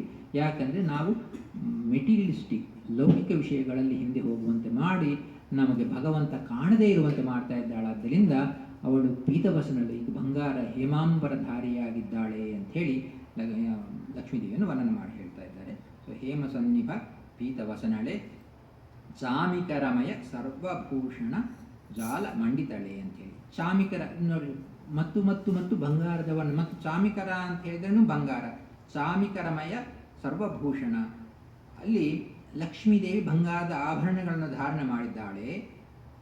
ಇಲ್ಲಿ ಭೂಷಣ ಜಾಲ ಅಂದರೆ ಭೂಷಣಗಳು ಕೂಡ ಅಲ್ಲ, ಭೂಷಣಗಳ ಸಮೂಹ, ಜಾಲ ಅಂದರೆ ಸಮೂಹ, ಅನೇಕ ಬಂಗಾರದ ಭೂಷಣಗಳ ಸಮೂಹವನ್ನು ಧಾರಣೆ ಮಾಡಿ ಅದರಿಂದ ಭೂಷಿತಳಾಗಿದ್ದಾಳೆ ಲಕ್ಷ್ಮೀದೇವಿ ಅಂತ ಹೇಳ್ತಾ ಇದ್ದಾರೆ. ಮತ್ತು ಬಂಗಾರದ ಪ್ರಸಕ್ತಿ ಯಾಕೆ ತರ್ತಾ ಇದ್ದಾರೆ ಅಂತ ಹೇಳಿದರೆ, ನಮಗೆ ಗಾಯತ್ರಿ ಮಂತ್ರ ಹೇಳುವಾಗ ಅಲ್ಲಿ ಒಂದು ಹೇಳ್ತೀವಿ ಏನಂತ ಹೇಳಿದರೆ, ನಾರಾಯಣ ಅಲ್ಲಿ ಸೂರ್ಯಬಿಂಬದ ಹಿನ್ನೆಲೆ ಇಲ್ಲ, ಆ ಸೂರ್ಯಬಿಂಬ ಒಂದು ಬಂಗಾರದ ಮುಚ್ಚಳೆ ಇದ್ದಂತೆ. ಅಂದರೆ ಆ ಸೂರ್ಯಬಿಂಬ ಆ ಹಿಂದೆಗಡೆ ಇರುವ ನಾರಾಯಣನ ನಾವು ಕಾಣಲಿಕ್ಕಾಗೋದಿಲ್ಲ, ಯಾಕಂದರೆ ಸೂರ್ಯ ಬಹಳ ಪ್ರಕಾಶಮಾನವಾಗಿದ್ದಾನೆ. ಆ ಸೂರ್ಯನ ಹಿಂದೆ ಇರುವ ಆ ನಾರಾಯಣನ ನಾವು ನೋಡೋಕ್ಕಾಗೋದಿಲ್ಲ ಅಂತ. ಸೊ ಅಲ್ಲಿ ಅದಕ್ಕೂ ಸೂರ್ಯನ ಬಿಂಬನ್ನು ಕೂಡ ಬಂಗಾರದ ಜೊತೆ ಹೋಲಿಸ್ತಾರೆ. ಯಾಕೆಂದರೆ ಬಂಗಾರ ಅದಕ್ಕಿರುವ ಲಕ್ಷಣ ನಮಗೆ ಅಟ್ಯಾಚ್ಮೆಂಟ್ ಬರುವಂತೆ ಮಾಡುತ್ತೆ. ಆದ್ದರಿಂದ ಲಕ್ಷ್ಮೀದೇವಿಯನ್ನು ಮತ್ತು ಬಂಗಾರಕ್ಕೆ ಹೋಲಿಸುವುದಕ್ಕೆ ಕಾರಣ ಏನು ಅಂತ ಹೇಳಿದರೆ, ನಮಗೆ ಭಗವಂತ ಮೇಲೆ ದೃಷ್ಟಿ ಹೋಗದೆ ಇರುವಂತೆ ಮಾಡುವವಳು ಲಕ್ಷ್ಮೀದೇವಿ ಆಗಿದ್ದಾಳೆ. ಮತ್ತು ಯಾಕೆ ಹೀಗೆ ಲಕ್ಷ್ಮಿ ಮಾಡ್ತಾಳೆ ಅಂತ ಹೇಳಿದರೆ, ಅದು ಯಾರು ನಿಜವಾದ ಭಕ್ತರಾಗಿದ್ದಾರೋ ಅವರಿಗೆ ಮಾತ್ರನೇ ದೇವರನ್ನು ತೋರಿಸಬೇಕನ್ನುವ ಇಚ್ಛೆ ಲಕ್ಷ್ಮೀದೇವಿಗಿದೆ, ಅದು ಭಗವಂತನ ಆಜ್ಞೆ ಅಂತ ಮಾಡ್ತಾಳೆ. ಆದ್ದರಿಂದ ನಮಗೆ ಆ ಬಂಗಾರದ ಪ್ರಭಾವ ನಮ್ಮ ಮೇಲೆ ಬೀರದೇ ಇರಬೇಕು, ದೇವರು ನಮಗೆ ಕಾಣಬೇಕು ಅಂತ ಹೇಳಿದರೆ ಅದಕ್ಕೂ ಲಕ್ಷ್ಮೀದೇವಿಯ ಅನುಗ್ರಹ ನಮಗೆ ಬೇಕು. ಸೊ ಆದ್ದರಿಂದ ಆ ಲಕ್ಷ್ಮೀದೇವಿಯ ಅನುಗ್ರಹ ಬೇಕಂತ ಹೇಳಿದರೆ ಈ ಬಂಗಾರವನ್ನೆಲ್ಲವನ್ನೂ ಕೂಡ ನಮಗೆ ಆ ಭ್ರಮೆಯನ್ನು ಉಂಟು ಮಾಡುವ ಲಕ್ಷ್ಮೀದೇವಿಯಾಗಿದ್ದಾಳೆ. ಆದ್ದರಿಂದ ಅಂತಹ ಲಕ್ಷ್ಮೀದೇವಿ ಅನುಗ್ರಹವನ್ನು ಪಡೆಯುವುದಕ್ಕೆ ಪ್ರಯತ್ನ ಮಾಡಿರಿ ಅಂತ ಹೇಳುವುದಕ್ಕಾಗಿ ಮತ್ತು ಅದು ಬಂಗಾರ ಅಂತೇಳಿ ವರ್ಣನೆ ಮಾಡಿ ಹೇಳ್ತಾ ಇದ್ದಾರೆ. ಅದಾದ ಮೇಲೆ ಬೀಜಪೂರಿತ ಹೇಮ ಕಲಶವ ರಾಜಮಾನ ಸುಹೇಮ ಜಲಜವ ನೈಜಕರದಲ್ಲಿ piಡಿದುಕೊಂಡು ಭಕುತ ಜನತತಿಗೆ ಅಂಥೇಳಿ. ಇಲ್ಲಿ ಬೀಜಪೂರಿತ ಹೇಮ ಕಲಶವ ಅಂಥೇಳಿ, ಬಂಗಾರದ ಕಲಶದಲ್ಲಿ ಬೀಜ ಅಂದರೆ ಧಾನ್ಯವನ್ನು ತುಂಬಿಸಿದ್ದಾರೆ ಅಂಥೇಳಿ ಒಂದು ಅರ್ಥ. ಇನ್ನೊಂದು ಬೀಜಪೂರಿತ ಅಂದರೆ ಬೀಜ ಅಂತ ಹೇಳಿದರೆ ಸೀಡ್ ಅಂತೀವಿ. ನಮಗೆ ಸೃಷ್ಟಿಯಲ್ಲಿ ಬೀಜ, ಸೊ ಲಕ್ಷ್ಮೀದೇವಿ ನಾವು ಸೃಷ್ಟಿಗೆ ಅಂದರೆ ಸೂಚ್ಯ ಸ್ಥಿತಿಗೆ ಬಂದದ್ದರಿಂದ ಮತ್ತು ಮೋಕ್ಷಕ್ಕೆ ಹೋಗುವವರೆಗೂ ಸಾಧನೆ ನಡಿಬೇಕು. ಆ ಒಂದೊಂದು ಕರ್ಮ ಬೀಜ ಅಂತೀವಲ್ವ, ಆ ಕರ್ಮ ಬೀಜ ನಮಗೆ ಈ ಪ್ರಕೃತಿಯ ಸಂಬಂಧದಿಂದ ಉಂಟಾಗುತ್ತೆ. ಸೊ ಈ ಬೀಜಪೂರಿತ ಅಂದರೆ ನಮಗೆ ಕರ್ಮ ಬೀಜವನ್ನು ಬಿತ್ತಿ ನಾವು ಕರ್ಮಗಳನ್ನು ಮಾಡುವಂತೆ ಮಾಡಿ ನಮಗೆ ಜನ್ಮಗಳನ್ನು ಬರುವಂತೆ ಮಾಡಿ ನಮ್ಮ ಸಾಧನವನ್ನು ಮುಂದುವರಿಸುವವಳು ಲಕ್ಷ್ಮೀದೇವಿ ಆಗಿದ್ದಾಳಾದ ಕಾರಣದಿಂದ ಅವಳಿಗೆ ಬೀಜಪೂರಿತ. ಇದನ್ನೇ ನಾವು ಇನ್ನೊಂದೆಂದರೆ ಅಂಬರಣಿ ಸೂಕ್ತದಲ್ಲಿ ಲಕ್ಷ್ಮಿ ಹೇಳ್ತಾಳೆ, ನಾನೇ ಎಲ್ಲವನ್ನೂ ಮಾಡ್ತೀನಿ, ದೇವತೆಗಳನ್ನು ನೇಮನ ಮಾಡುವವಳು ನಾನೇ, ತಂ ಬ್ರಹ್ಮಾಂಡಂ ಕರೋಮಿ ತಂ ಋಷಿಂ ತಂ ಸುಮೇಧಾಂ ಅಂಥೇಳಿ ಜ್ಞಾನಿಗಳಿಗೆ ಜ್ಞಾನವನ್ನು ಕೊಡುವವಳು, ಋಷಿಗಳನ್ನು ಮಾಡುವವಳು, ರುದ್ರನಿಗೆ ಪದವಿಯನ್ನು ಕೊಡುವವಳು, ಬ್ರಹ್ಮದೇವರಿಗೆ ಪದವಿಯನ್ನು ಕೊಡುವ ಎಲ್ಲವೂ ನಾನೇ ಆಗಿದ್ದೀನಿ ಅಂತ ಲಕ್ಷ್ಮೀದೇವಿ. ಆದರೆ ಮಮ ಯೋನಿರಪ್ಸ್ವಂತ ಸಮುದ್ರೆ, ನನಗೂ ಮೂಲಭೂತನಾದವನು ಕಾರಣಾದವನು ಪರಮಾತ್ಮ ಅಲ್ಲಿ ಸಮುದ್ರದಲ್ಲಿ ಮಲಗಿದ್ದಾನೆ. ನಾನು ಸ್ವತಂತ್ರವಾಗಿ ಯಾವುದು ಮಾಡ್ತಾ ಇಲ್ಲ, ಎಲ್ಲವನ್ನು ನಾನು ಮಾಡ್ತೀನಿ. ಆದರೆ ನಾನು ಲಕ್ಷ್ಮೀದೇವಿಯು ಹೇಳ್ತಾಳೆ, ನಾನು ನಾರಾಯಣನಿಗೆ ಒಳಪಟ್ಟು ಎಲ್ಲವನ್ನು ಮಾಡ್ತೀನಿ ಅಂತ. ಹೀಗೆ ಬೀಜ ಪೂರಿತಳು, ಎಲ್ಲದಕ್ಕೂ ಬೀಜ ರೂಪದಲ್ಲಿ ನಮಗೆ ಎಲ್ಲವನ್ನು ಮಾಡುವಂಥವಳಾಗಿದ್ದಾಳಾದ್ದರಿಂದ ಅವಳು ಬೀಜ ಅಂದರೆ ಆವಿಧ, ಅದು ಅಂತರಾರ್ಥ. ಮೇಲೆ ಧಾನ್ಯವನ್ನು ಕಲಶದಲ್ಲಿ ಹಾಕುವುದು ಒಂದು, ಆದರೆ ಅಷ್ಟೇ ಅಲ್ಲ, ತಾನು ಬೀಜ ರೂಪದಲ್ಲಿ ನಿಂತು ಎಲ್ಲ ಕಾರ್ಯಗಳನ್ನು ನಿರ್ವಹಿಸುತ್ತೀನಿ ಅಂತ ಲಕ್ಷ್ಮೀದೇವಿ ಹೇಳಿದ ಮಾತುಗಳನ್ನು ಕೂಡ ಇಲ್ಲಿ ನಮಗೆ ಹೇಳ್ತಾ ಇದ್ದಾರೆ. ಸೊ ಈ ವಿಧವಾಗಿ ಬೀಜಪೂರಿತ ಹೇಮ ಕಲಶವ ಬಂಗಾರದ ಕಲಶದಲ್ಲಿತ್ತು. ರಾಜಮಾನ ಸು ಹೇಮ ಜಲಜವ, ಬಂಗಾರದ ನೀರು ಅಂತೇಳಿ. ಈ ಬಂಗಾರದ ನೀರಿಗೆ ಹೇಮ ಜಲಜ ಅಂತ ಹೇಳಿದರೆ ನೋಡು, ಅಲ್ಲಿ ಹೇಮ ಜಲ ಜ ಅಂದರೆ ಎರಡು ವಿಧವಾಗಿ ಬಂಗಾರದ ನೀರಿನಲ್ಲಿ ಹುಟ್ಟಿದ್ದು ಅಂತವ್ರು. ಇಲ್ಲ ಜಲಜ ಅಂದರೆ ತಾವರೆ, ಬಂಗಾರದ ತಾವರೆ. ಸೊ ಈ ಎರಡು ವಿಧವಾಗಿ ಹೇಮ ಜಲ ಜ ಅಂತೇಳಿದೆ, ಹೇಮ ಜಲಜ. ಸೊ ಹೇಗೆ ಎರಡರ ಅರ್ಥದಲ್ಲಿ ನೋಡಬಹುದು. ಇಲ್ಲಿ ಬಂಗಾರದ ನೀರಿನಲ್ಲಿ ಹುಟ್ಟಿರುವುದು ಅಂದರೆ ನಮಗೆ ಬಂಗಾರದ ನೀರಿನಲ್ಲಿ ಹುಟ್ಟುವುದು ಅಂತ ಹೇಳಿದರೆ ಎಲ್ಲ ನಮಗೆ ಎಲ್ಲೆಲ್ಲಿ ಅಂದರೆ ಲೌಕಿಕ ಅಟ್ಯಾಚ್ಮೆಂಟ್ ಬರುವಂಥದ್ದು ಹೇಮ ಜಲದಲ್ಲಿ ಹುಟ್ಟು ಅಂದರೆ ನಮ್ಮ ಕರ್ಮಗಳು ಬಂಗಾರದ ನೀರಿನಲ್ಲಿ ಪ್ರತಿಫಲಿಸುತ್ತಾ ಅದಕ್ಕೆ ತಕ್ಕಂತೆ ನಾವು ಕರ್ಮಗಳನ್ನು ಮಾಡುವುದಂತ ಒಂದರ್ಥ. ಇಲ್ಲ ಬಂಗಾರದ ತಾವರೆಗಳು ಅಂತ ಹೇಳಿದರೆ ತಾವರೆ ಲಕ್ಷಣ ಏನು, ಅದರ ಲಕ್ಷಣ ಏನಂತ ಹೇಳಿದರೆ ಅದು ನೀರಿನಲ್ಲೇ ಇರುತ್ತೆ, ಆದರೆ ನೀರು ಅದಕ್ಕೆ ಅಂಟೋದಿಲ್ಲ. ಅದಕ್ಕೆ ನಾವು ಸಂಸಾರದಲ್ಲೇ ಇದ್ದರೂ ಸಂಸಾರ ನಮಗೆ ಹತ್ತದೇ ಇರಬೇಕು ಅಂತ ಹೇಳಿದರೆ ನಾವು ಬಂಗಾರದಂತೆ ಶ್ರೇಷ್ಠರಾದ ಜಲಜರ ಆಗಬೇಕು. ಅಂದರೆ ಶ್ರೇಷ್ಠ ತಾವರೆ ಹೂವಂತೆ ಸಂಸಾರದಲ್ಲಿಯೇ ಮುಳುಗಿ ಇದ್ದರೂ ಆ ಸಂಸಾರ ನಮಗೆ ತಾಕದೇ ಇರುವಂತೆ ನಾವು ಇರಬೇಕು. ಹಾಗೆ ಮಾಡುವವಳಾಗಿದ್ದಾಳದ್ದರಿಂದ ಅವಳು ಹೇಮ ಜಲಜ ಅಂದರೆ ಹೇಮದ ಬಂಗಾರದ ತಾವರೆಯಂತೆ ನಮ್ಮನ್ನು ಮಾಡುವವಳಾಗಿದ್ದಾಳೆ ಅಂಥೇಳಿ ಅದರ ಅಂತರಾರ್ಥ. ಸೊ ಹೀಗೆ ಹೇಮ ಜಲಜವ ಇಲ್ಲ ಅದನ್ನು ಕೈಯಲ್ಲಿ ಅಂದರೆ ಅದನ್ನು ತನ್ನ ಕೈಯಲ್ಲಿ ಅಂದರೆ ತನ್ನ ಹತೋಟಿಯಲ್ಲಿ ಇಟ್ಕೊಂಡಿದ್ದಾಳೆ ಅಂತ ಒಂದು ಅರ್ಥ. ಇಲ್ಲ ಮೇಲ್ನೋಟದ ಅರ್ಥ ತಗೊಂಡ್ರೆ ಬಂಗಾರದ ಕಮಲೆ ಅಂದರೆ ಗೋಲ್ಡನ್ ಲೋಟಸ್ ಅಂತ, ಗೋಲ್ಡನ್ ಲೋಟಸ್ ಎರಡು ಕೈಯಲ್ಲಿ ಧಾರಣೆ ಮಾಡಿದ್ದಾಳೆ, ಅದು ಮೇಲ್ನೋಟದ ಅರ್ಥ. ಸೊ ಅಂದರೆ ಲಕ್ಷ್ಮೀದೇವಿ ತನ್ನ ಎರಡು ಕೈಗಳಲ್ಲಿ ಎರಡು ತಾವರೆ ಹೂವನ್ನು ಇಟ್ಕೊಂಡಿದ್ದಾಳೆ. ಇದು ನಾವು ಭಾಳ ಕಡೆ ಪಿಕ್ಚರ್ಸ್ನೆಲ್ಲ ಎಲ್ಲ ಕಡೆ ನೋಡ್ತೀವಿ. ಸೊ ಲಕ್ಷ್ಮೀದೇವಿ ಎರಡು ಕೈಯಲ್ಲಿ ಎರಡು ಬಂಗಾರದ ತಾವರೆ ಹೂಗಳನ್ನು, ಲೋಟಸ್ ಫ್ಲವರ್ಸ್ ಪದ್ಮಗಳನ್ನು ಇಟ್ಕೊಂಡಿದ್ದಾಳೆ ಅಂಥೇಳಿ ಅದನ್ನು ನೋಡ್ತೀವಿ. ಅದು ಮೇಲ್ನೋಟದ ಅರ್ಥ. ಆದರೆ ನಿಜವಾದ ಅರ್ಥ ತನ್ನ ಹತೋಟಿಯಲ್ಲಿ ಎಲ್ಲವನ್ನು ಇಟ್ಕೊಂಡಿದ್ದಾಳೆ ಅಂಥೇಳಿ ಅದು ಒಳಗಿನ ಅರ್ಥ. ಸೊ ನೈಜ ಕರದಲ್ಲಿ ಪಿಡಿದುಕೊಂಡು ಭಕ್ತ ಜನತೆಗೆ ಭಕ್ತ ಜನ ಸಮೂಹಕ್ಕೆ ಅವಳೇನು ಮಾಡ್ತಾಳೆ, ಮಾಜದಲೆ ಸಕಲೇಷ್ಟ ನೀಡುವ. ಮಾಜದಲೆ ಅಂದರೆ ಏನು ಸಂಕೋಚ ಅಂದರೆ ಹೆಸಿಟೇಷನ್ ಅಂದರೆ ಭಕ್ತರು ಯಾರು ಬಂದರೆ ಅವರನ್ನು ತಾನು ಸಹಜವಾಗಿ ಸಕಲ ಇಷ್ಟಗಳನ್ನು ಈಡೇರಿಸ್ತಾ ಅವರಿಗೆ ಭಗವಂತನ ಆ ಜ್ಞಾನವನ್ನು ಪ್ರಸಾದ ಮಾಡ್ತಾ ಇರ್ತಾಳೆ. ಸೊ ರಾಜಮುಖಿ ಮಹದಾದಿ ವಂದ್ಯಳೆ ಅಂತೇಳಿ, ಮಹದಾದಿ ವಂದ್ಯಳೆ ಅಂದರೆ ಮಹತ್ತತ್ವ ಅಭಿಮಾನಿಯಾದ ಚತುರ್ಮುಖ ಬ್ರಹ್ಮದೇವರಿಂದಲೂ ಕೂಡ ನಮಸ್ಕರಿಸಲ್ಪಡುವವಳು ಅಂತೇಳಿ. ಮಹತ್ತತ್ವ ಆದಿ ಅಂದರೆ ಮುಂತಾದಂಥ ಅವು ಎಲ್ಲದರಕ್ಕಿಂತಲೂ ಬೈ ಆಲ್ ಆಫ್ ದೆಮ್ ವಂದ್ಯಳು ನಮಸ್ಕರಿಸಲ್ಪಡುವವಳು ಅಂಥೇಳಿ ಲಕ್ಷ್ಮೀದೇವಿಯನ್ನು ಸ್ತೋತ್ರ ಮಾಡ್ತಾ ಇದ್ದಾರೆ. ಜಗತ್ತಿಗೆ ಮಾತೆ ಅಂದರೆ ಮೂರು ಲೋಕಗಳಿಗೆ ತಾಯಿಯಾದವಳೆ. ಅದಾದಮೇಲೆ ಹರಿ ವಾಮಾಂಕದೊಳಗಿಪ್ಪೆ, ಹರಿ ಶ್ರೀಮನ್ನಾರಾಯಣನ ವಾಮ ಅಂಕದ ಒಳಗೆ, ವಾಮಾಂಕ ಅಂದರೆ ಎಡ ತೊಡೆ ಮೇಲೆ ಕೂತಿರುವವಳಂತೆ, ಅಂದರೆ ನಿತ್ಯ ಭಗವಂತನ ಎಡತೊಡೆ. ಸೊ ನಮಗೆ ಸ್ಥೂಲವಾದ ಥಾಟ್ಸೇ ಬರುತ್ತೆ. ಸೊ ನಿಜವಾಗಿ ನೋಡಿದರೆ ಲಕ್ಷ್ಮೀದೇವಿಗೂ ಸ್ಥೂಲ ದೇಹ ಇಲ್ಲ, ಜಡವಾದ ಶರೀರವಿಲ್ಲ, ನಾರಾಯಣನಿಗೂ ಸ್ಥೂಲ ದೇಹ ಇಲ್ಲ, ಇಬ್ಬರು ಜ್ಞಾನಾನಂದಾತ್ಮಕವಾದವರು. ಸೊ ಲಕ್ಷ್ಮೀದೇವಿ ನಿತ್ಯ ಮುಕ್ತಳು ನಿತ್ಯ ವಿಯೋಗಿನಿ, ಯಾವತ್ತೂ ಜಡದೇಹ ಅನ್ನುವುದು ಅವತಾರಗಳಲ್ಲಿ ಸಹಿತ ಲಕ್ಷ್ಮೀದೇವಿಗೆ ಜಡದೇಹ ಅನ್ನೋದಿಲ್ಲ. ಹಾಗೆ ನಾರಾಯಣನು ಕೂಡ ಅವತಾರದಲ್ಲಿ ಕೂಡ ಜಡದೇಹ ಇಲ್ಲ, ಇಬ್ಬರು ಜಡದೇಹ ರಹಿತರು. ಆದ್ದರಿಂದ ಜಡದೇಹ ರಹಿತರಾದಂತಹ ಈ ಲಕ್ಷ್ಮೀನಾರಾಯಣರ ಆ ಕಾರ್ಯವೇ ಒಂದು ಬಹಳ ಲೋಕೋತ್ತರವಾದಂತಹದ್ದು. ಸೊ ಯಾವಾಗಲೂ ಭಗವಂತನ ವಾಮ ಅಂಕದಲ್ಲಿ ಇರುವವಳು ಅಂದರೆ ಏನು? ವಾಮ ಅನ್ನುವುದು ಸೌಂದರ್ಯದ ಲಕ್ಷಣ. ವಾಮ ಅಂತ ಹೇಳಿದರೆ ಎಡ, ಲೆಫ್ಟ್ ಅಂತ ಒಂದು ಅರ್ಥ ಇದೆ. ವಾಮ ಅಂದರೆ ಸುಂದರವಾದದ್ದು ಅಂತಲೂ ಒಂದು ಅರ್ಥ ಇದೆ. ಅಂಕ ಅಂತ ಹೇಳಿದರೆ ತೊಡೆ ಅಂತ ಒಂದು ಅರ್ಥ ಇದೆ. ಅಂಕ ಅಂದರೆ ಅಂಕ, ಮಾರ್ಕ್ಡ್ ಅಂತೀವಲ್ವ, ಅಂಕ ಅದು ಅಂಕ ಅಂದರೆ ಅಂಕಿತ, ಮಾರ್ಕ್. ಅದಕ್ಕೆ ಅಂಕಿತ ಯಾರಾದರೂ ಪದಗಳಲ್ಲಿ, ದಾಸರ ಪದಗಳಲ್ಲಿ ಅಂಕಿತ ಅಂತ ಹೇಳ್ತೀವಿ. ಈ ಅಂಕಿತ, ಅಂಕ ಅಂದರೆ ಮಾರ್ಕ್ ಅಂತ ಹೇಳಿ. ಸೊ ಲಕ್ಷ್ಮೀದೇವಿಯ ಚಿಹ್ನೆ ಅಂದರೆ ಲಕ್ಷ್ಮೀದೇವಿ ಎಲ್ಲಿದ್ದಾಳೆ ಅಂತ ಹೇಳಿದರೆ ಭಗವಂತನ ವಾಮ ಅಂದರೆ ಭಗವಂತನ ಮಾಡುವ ಕಾರ್ಯಗಳಲ್ಲಿ ಯಾರ್ಯಾರಿಗೆ ಭಗವಂತನ ಅನುಗ್ರಹವಾಗುತ್ತೋ ಆ ಭಗವಂತನ ಅನುಗ್ರಹವಾಗುವವರಿಗೆ ಆ ಲಕ್ಷ್ಮೀದೇವಿಯ ಮೂಲಕ, ಭಗವಂತ ತಾನು ಸ್ವಯಂ ಮಾಡ್ತಾನೆ ಸ್ವತಂತ್ರ, ಆದರೂ ಲಕ್ಷ್ಮೀದೇವಿಯ ಮೂಲಕವಾಗಿ ಅನುಗ್ರಹ ಮಾಡ್ತಾನೆ. ಆದ್ದರಿಂದ ವಾಮಾಂಕ ಅಂದರೆ ಭಗವಂತನ ಆಜ್ಞೆಯಂತೆ ಆ ಯಾರಿಗೆ ಭಗವಂತನ ಅನುಗ್ರಹವಾಗುತ್ತೋ ಅವರನ್ನು ಅನುಗ್ರಹ ಮಾಡ್ತಾಳೆ ಲಕ್ಷ್ಮೀದೇವಿ. ಆದ್ದರಿಂದ ವಾಮಾಂಕ ಅಂದರೆ ಅಂಕ, ಮಾರ್ಕಿಂಗ್. ಸೊ ಭಗವಂತನ ಸೌಂದರ್ಯದ ಮಾರ್ಕಿಂಗ್ ಅಂದರೆ ಭಗವಂತನ ಕರುಣ, ಸೌಂದರ್ಯ ಎಲ್ಲವನ್ನು ಕೂಡ ಲೋಕಕ್ಕೆ ಪ್ರಕಟ ಮಾಡುವವಳು. ಅಂದರೆ ಲಕ್ಷ್ಮೀದೇವಿಯ ಮೂಲಕವಾಗಿ ಭಗವಂತ ಪ್ರಕಟ ಮಾಡ್ತಾನೆ ಅಂತ ಹೇಳಿ ಅದಕ್ಕೆ ವಾಮಾಂಕ. ಹೀಗೆ ಭಗವಂತನ ವಾಮಾಂಕದಲ್ಲಿ ನಿಂತವಳು ಅಂತ ಹೇಳಿ ಹಾಗೆ ವರ್ಣನೆ ಮಾಡಿಕೊಡ್ತಾರೆ. ಸೊ ಹರಿವಾಮಾಂಕದೊಳಗೆ ಇಪ್ಪೆ ಅನ್ನುವುದು ಅದು ಒಳಗಿನ ಅರ್ಥ.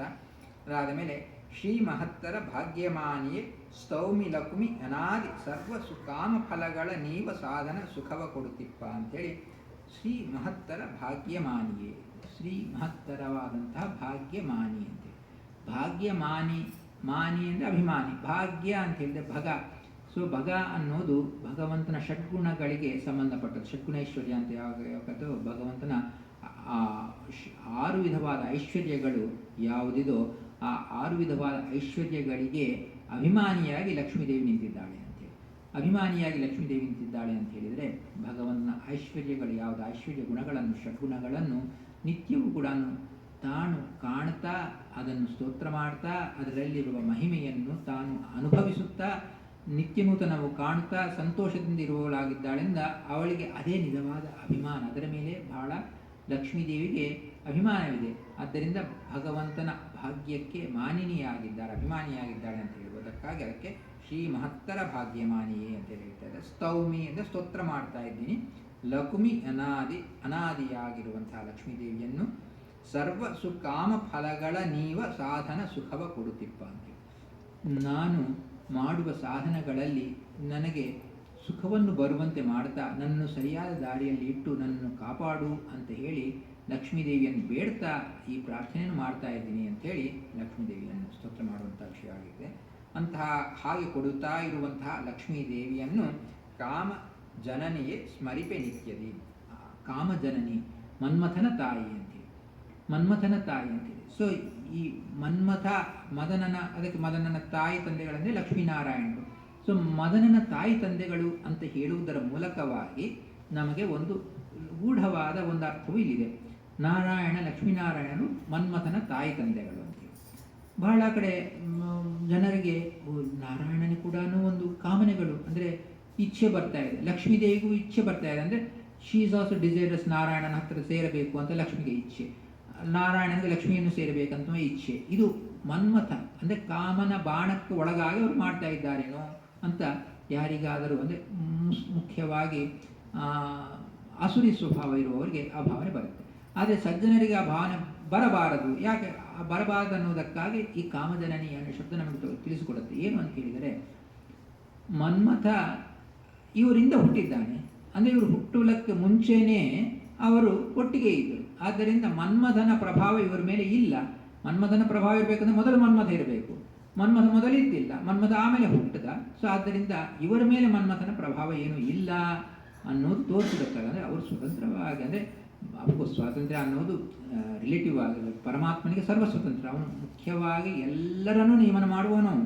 ಪರಮಾತ್ಮನ ಆಜ್ಞೆಯಂತೆ ಕೇವಲ ಪರಮಾತ್ಮ ಒಬ್ಬನಿಂದ ನೇಮಿತಳಾಗಿ ಮಿಕ್ಕವರೆಲ್ಲರನ್ನು ನೇಮನ ಮಾಡುವ ಲಕ್ಷ್ಮೀದೇವಿ. ಆದ್ದರಿಂದ ಅವರಿಬ್ಬರಿಗೂ ಮಿಕ್ಕವರು ಯಾರ ಯಾರಿಗೂ ಕೂಡ ಅವರಿಬ್ಬರ ಮೇಲೆ ಎಂತಹ ಒಂದು ಕಂಟ್ರೋಲ್ ಇಲ್ಲ ಅನ್ನೋದನ್ನು ತಿಳಿಸ್ಕೊಡುವಂತಹ ಶಬ್ದ ಆಗಿದೆ ಕಾಮಜನನಿಗೆ ಅನ್ನೋದು. ಕಾಮಜನನಿಗೆ ಸ್ಮರಿಪೆ ನಿತ್ಯದಿ, ಯಾವಾಗಲೂ ನಿಮ್ಮ ಸ್ಮರಣೆಯನ್ನು ಮಾಡ್ತಾ ಇದ್ದೀನಿ, ಲಕ್ಷ್ಮೀದೇವಿ ಸ್ಮರಣೆಯನ್ನು ಮಾಡ್ತಾ ಇದ್ದೀನಿ ಅಂತೇಳಿ ಪ್ರೇಮಪೂರ್ವಕ ಪ್ರೇರಿಸೆನ್ನನ್ನು. ಪ್ರೇಮಪೂರ್ವಕ ನನ್ನ ಮೇಲೆ ಒಂದು ದಯೆಯನ್ನು ನೋಡಿ. ಪ್ರೇಮ ಅನ್ನೋದು ನಾವು ದೇವರ ಮೇಲೆ ತೋರಿಸುವ ಪ್ರೇಮ ಭಕ್ತಿ, ದೇವತೆಗಳು ನಮ್ಮ ಮೇಲೆ ತೋರಿಸುವಂತಹ ಪ್ರೇಮ ಅನ್ನೋದು ವಾತ್ಸಲ್ಯ. ಸೊ ನಮ್ಮ ಮೇಲೆ ದಯ, ಕಾರುಣ್ಯ, ಕರುಣಾಭಾವದಿಂದ ತುಂಬಿರುವಂತಹದ್ದು ಅವರ ಪ್ರೇಮ. ನಮ್ಮ ಪ್ರೇಮ ಭಕ್ತಿ ಭಾವದಿಂದ ತುಂಬಿರುವಂತಹದ್ದು. ಸೊ ಈ ವಿಧವಾಗಿ ನಾವು ನಿನ್ನನ್ನು ಆ ಭಕ್ತಿ ಎನ್ನುವ ಪ್ರೇಮದಿಂದ ನಾವು ಬರ್ತೀವಿ.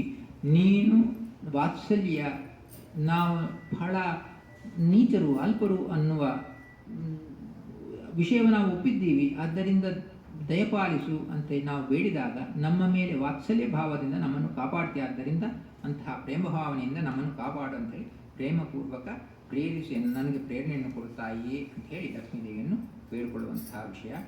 ಹೇ ಮಹೇಶ್ವರಿ, ಹೇ ತಾಯಿಯಾದಂತಹ ಲಕ್ಷ್ಮೀದೇವಿಯೇ, ನಿನ್ನ ವಚನವ ಧರಿಸಿ ಭಜಿಸುವೆನು. ನಿನ್ನ ವಚನವ, ನಿನ್ನ ಮಾತು ಅಂದರೆ ನಿನ್ನ ನಾಮಗಳನ್ನು, ನಿಮ್ಮನ ಹೆಸರುಗಳನ್ನು, ಇವೆಲ್ಲವನ್ನು ಕೂಡ ನಾನು ನನ್ನ ಮನಸ್ಸಿನಲ್ಲಿ, ನನ್ನ ಮಾತಿನಲ್ಲಿ, ನನ್ನ ಎಲ್ಲ ಕಡೆಯೂ ನಾನು ಧಾರಣೆ ಮಾಡೋದನ್ನು ನಿನ್ನ ಸೇವೆಯನ್ನು ಮಾಡ್ತಾ ಇರ್ತೀನಿ, ಭಜಿಸುವೆನು ಅಂಥೇಳಿ ಲಕ್ಷ್ಮೀದೇವಿಯನ್ನು ಪ್ರಾರ್ಥನೆ ಮಾಡ್ತಾ ಇದ್ದಾರೆ. ಸರ್ವಸಂಪದ ವೀವ ಲಕ್ಷ್ಮಿಯೇ, ಎಲ್ಲ ವಿಧವಾದ ಸಂಪತ್ತುಗಳನ್ನು ಕೊಡುವುದು. ಸಂಪತ್ತುಗಳು ಅಂತ ಹೇಳಿದ್ರೆ ಲೌಕಿಕ ಸಂಪತ್ತುಗಳು ಒಂದಿದೆ, ಅದು ಬೇಕು ನಮಗೆ ಸಾಧನೆ ಮಾಡಲಿಕ್ಕೆ, ಆದರೆ ಅದು ಮುಖ್ಯವಲ್ಲ, ಅದು ಬೇಕು. ಅದರ ಜೊತೆಯಲ್ಲಿ ಅದಕ್ಕಿಂತಲೂ ಅವಶ್ಯಕವಾಗಿರುವಂಥದ್ದು ಜ್ಞಾನ ಸಂಪದ. ಸೊ ಈ ಎಲ್ಲ ವಿಧವಾದ ಜ್ಞಾನ ಸಂಪದಗಳನ್ನು ಕೂಡ ನನಗೆ ಕೊಡು, ಜ್ಞಾನವನ್ನು ಕೊಡು ಈ ಲಕ್ಷ್ಮೀದೇವಿ ಅಂತೇಳಿ. ಸರ್ವಸಂಪದ ಅಂದರೆ ಜ್ಞಾನದ ಜೊತೆಲಿ ಇರುವಂತಹ ಸಂಪತ್ತು ಎಲ್ಲವನ್ನು ಕೂಡ ನನಗೆ ಕೊಡು ಅಂತೇಳಿ ಜ್ಞಾನ ಸಂಪದ ವೀವ ಲಕ್ಷ್ಮಿಗೆ, ಸರ್ವಭಾಗ್ಯವ ನೀವ ದೇವಿಯೇ, ಎಲ್ಲ ವಿಧವಾದ ಭಾಗ್ಯಗಳನ್ನು ಕೊಡುವಂತಹ ಲಕ್ಷ್ಮೀದೇವಿಯೇ, ಸರ್ವಮಂಗಳ ವೀವ ಸುರ ವರ ಸಾರ್ವಭೌಮಿಯಳೇ, ಎಲ್ಲ ಮಂಗಳಗಳನ್ನು ಕೊಡುವಂತಹ ಸುರ ಅಂದರೆ ದೇವತೆಗಳು, ಆ ವರ ಅಂದರೆ ಅವರಲ್ಲಿ ಶ್ರೇಷ್ಠವಾದವರು.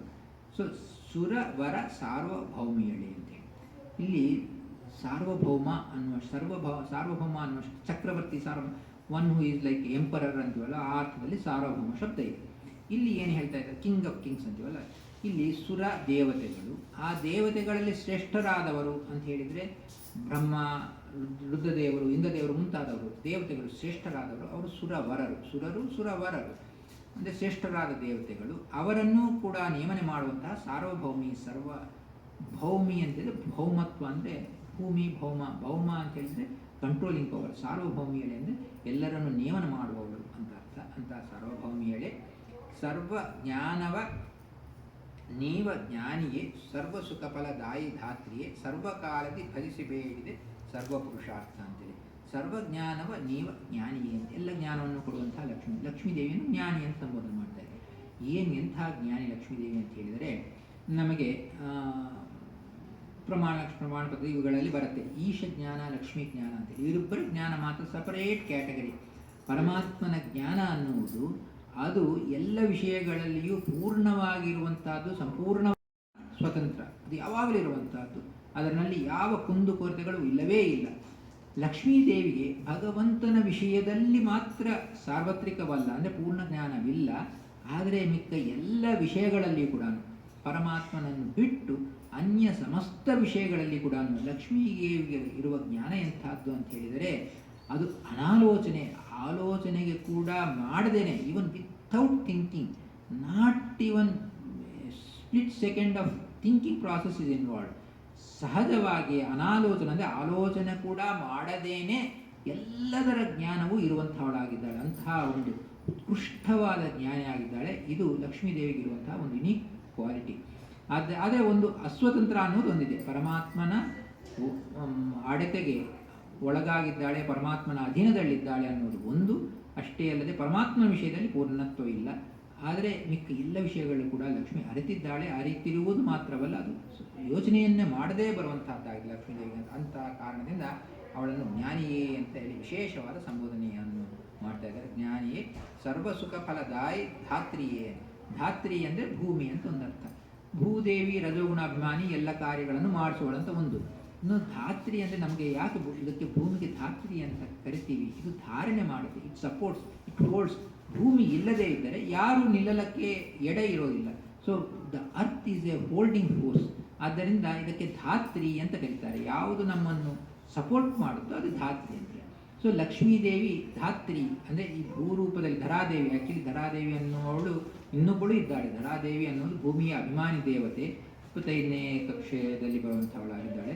ಆ ಧರಾದೇವಿಗೆ ಅಂತರ್ಯಾಮಿಯಾಗಿ ನಿಯಾಮಕಳಾಗಿರುವಂತಹ ಅವಳು ಲಕ್ಷ್ಮೀದೇವಿಯಾಗಿದ್ದಾಳೆ. ಆದ್ದರಿಂದ ಆ ಧರಾದೇವಿ ಒಳಗೆ ಧರಾರು ಭೂದೇವಿ ಒಳಗೆ ಭೂದೇವಿ ರೂಪದಲ್ಲಿ ಅದಕ್ಕೆ ಈ ಸಂಸ್ಕೃತ ಭಾಷೆಯಲ್ಲಿ ಅದು ನಮ್ಮ ಸಿದ್ಧಾಂತದಲ್ಲಿ ಒಂದೇ ಹೆಸರಿರುವಂತಹ ಶಬ್ದಗಳು ಅನೇಕ ಇದೆ. ಉದಾಹರಣೆಗೆ ಪ್ರದ್ಯುಮ್ನ ಅಂತ ಹೇಳಿದರೆ ಮನ್ಮಥನಿಗೂ ಪ್ರದ್ಯುಮ್ನ ಅಂತ ಹೆಸರು, ಭಗವಂತನಿಗೂ ಪ್ರದ್ಯುಮ್ನ ಅಂತ ಹೆಸರು. ಅದೇ ವಿಧವಾಗಿ ಅನಿರುದ್ಧ ಅಂತ ಹೇಳಿದರೆ ಮನ್ಮಥನ ಮಗನಿಗೂ ಅನಿರುದ್ಧ ಅಂತ ಹೆಸರು, ಪರಮಾತ್ಮನಿಗೂ ಅನಿರುದ್ಧ ಅಂತ ಹೆಸರು. ಸೊ ಹೀಗೆ ಒಂದೇ ಹೆಸರು ಬಹಳ ಮಂದಿಗೆ ಇರಬಹುದು. ಅದು ಯಾರ ಬಗ್ಗೆ ಹೇಳ್ತಾ ಇದ್ದಾರೆ ಅನ್ನೋ ತಿಳಿಯಬೇಕಂದ್ರೆ ಕಾಂಟೆಕ್ಸ್ಟ್ ನೋಡಬೇಕು. ಹಾಗೆ ಭೂದೇವಿ ಅಂತ ಹೇಳಿದರೆ ಧರಾದೇವಿ ಭೂದೇವಿಯೂ ಇದ್ದಾಳೆ, 25ನೇ ಕಕ್ಷೆಯಲ್ಲಿ ಬರುವವಳು. 2ನೇ ಕಕ್ಷೆಯಲ್ಲಿ ಬರುವ ಲಕ್ಷ್ಮೀದೇವಿಗೂ ಧರಾ ಭೂದೇವಿ ಅಂತ ಹೆಸರಿದೆ. ಸೊ ಇಲ್ಲಿ ಧಾತ್ರಿ ಅಂತ ಹೇಳಿದಾಗ ಲಕ್ಷ್ಮೀದೇವಿಯನ್ನು ಹೇಳ್ತಾ ಇದ್ದಾರೆ. ಅವಳು ನಿಜವಾಗಿ ಧಾರಣೆ ಮಾಡುವವಳು, ಭೂದೇವಿ ಒಳ ಲಿಮಿಟೆಡ್ ಆಗಿ ಕೊಡುವ ಶಕ್ತಿ ಉಳ್ಳವರು. ಆದರೆ ಮೋಕ್ಷ ಅನ್ನೋದು ಕೇವಲ ನಾರಾಯಣ ಲಕ್ಷ್ಮೀದೇವಿ ಇಬ್ಬರೇ ಕೊಡ್ತಾರೆ. ವಾಯುದೇವರು ತದಾಜ್ಞೆಯ ಅಂತೇಳಿ ಪರಮಾತ್ಮನ ಆಜ್ಞೆ ಅಂತ ಕೊಡ್ತಾನೆ ಅಂತ ಕೇಳಿದ್ದೀವಿ. ಸೊ ಹೀಗೆ ಈ ಮುಖ್ಯವಾಗಿ ಕೊಡುವ ಮುಖ್ಯ ಅಧಿಕಾರಿಗಳಿಗೂ ನಾರಾಯಣ ಲಕ್ಷ್ಮೀದೇವಿ ಇವರು ಮುಖ್ಯ ಅಧಿಕಾರಿಗಳಾಗಿದ್ದಾರೆ. ಆದ್ದರಿಂದ ಈ ಚತುರ್ವಿಧ ಪುರುಷಾರ್ಥಗಳನ್ನು ಕೊಡುವ ಸಾಮರ್ಥ್ಯ ಉಳ್ಳವಳಾಗಿದ್ದಾಳೆ ಲಕ್ಷ್ಮೀದೇವಿ. ಆದ್ದರಿಂದ ಈ ಲಕ್ಷ್ಮೀದೇವಿಗೆ ಇಂತಹ ವಿಶೇಷವಾದ ಶಕ್ತಿ ಇದೆ ಅನ್ನೋದನ್ನು ಇಲ್ಲಿ ತಿಳಿಸಿದ್ದಾರೆ. ಸೊ ಇಲ್ಲಿಗೆ ನಾವು ಆ್ಯಕ್ಚುಲಾಗಿ ಒಂದು ಲಾಜಿಕಲ್ ಬ್ರೇಕ್ ಪಾಯಿಂಟ್ ತಗೊಳ್ಳೋಣ. ಏನಾದರೂ ಪ್ರಶ್ನೆಗಳ ಮೇಲೆ ಏನಾದರೂ ಕ್ವಶನ್ಸ್ ಇದ್ದರೆ ಕೇಳ್ಬೋದು. ಅಲ್ಲಿವರೆಗೆಲ್ಲ ನಮಸ್ಕಾರ. ಶ್ರೀಕೃಷ್ಣ ಮಸ್ತು. ಕಾಯನ ವಾತ ಮನಸೇಂದ್ರಿಯವ ಬುದ್ಧ್ಯಾತ್ಮನಾವ ಅನಸೋ ಸ್ವಭಾವ ಕರೋಮಿ ಚೇತ್ ಸರ್ವಂ ಪರಸ್ಮೈ ಶ್ರೀಮನ್ನಾರಾಯಣ ಸತ್ಯನಾರಾಯಣ ಶ್ರೀಕೃಷ್ಣ.